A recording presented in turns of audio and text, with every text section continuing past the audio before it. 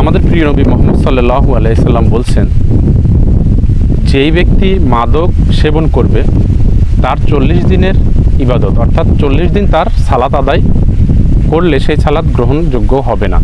সালাত তার আদায় হবে কিন্তু সেটা কবুল করা হবে না।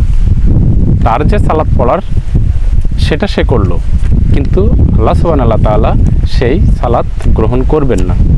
তাহলে আমাদের মধ্যে অনেকেই আছে, অনেক সভাপতি আছে যারা ধূমপান করেন এবং সালাত আদায় করেন। অনেকেই তো 5 ওয়াক্ত সালাত আদায় করেন না, জুমাবার সালাত আদায় করেন, এটাও কিন্তু হচ্ছে না।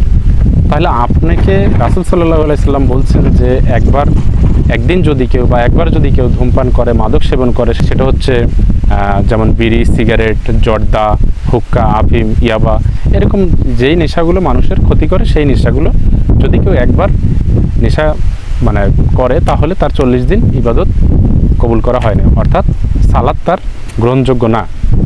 তাহলে আপনি জেনে শুনে যদি আপনি এইসব খান, তাহলে আপনার সালাত গ্রহণযোগ্য হচ্ছে না। আপনি যদি 60 বছর যদি আপনি সালাত আদায় করে আসেন, তাহলে আপনার সালাত গ্রহণযোগ্য হবে না, এতে আপনি নিশ্চিত থাকেন। কেন? এই ধূমপান বা যে মাদকের কথা বলা হচ্ছে, এই সব কিছুই মানুষের ব্রেইনের ক্ষতি করে, মানুষের হার্টের ক্ষতি করে, মানুষের লাংসের ক্ষতি করে, মানুষের শরীরের অনেকগুলো ক্ষতি করে। সেজন্য আল্লাহ সুবহানাহু ওয়া তাআলা এটাকে নিষিদ্ধ করেছেন। আমাদের প্রিয় নবী মুহাম্মদ সাল্লাল্লাহু আলাইহি সাল্লাম এটাকে নিষিদ্ধ করেছেন। তাদের কথা অমান্য করে আমরা যদি চলি, তাহলে সেটা অবশ্যই গ্রহণযোগ্য হবে না।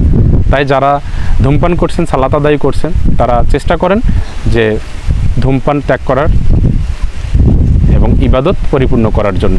যদি আপনি ধূমপান করেন, ইবাদত করেন, তাহলে আপনার কোনোটাই হচ্ছে না।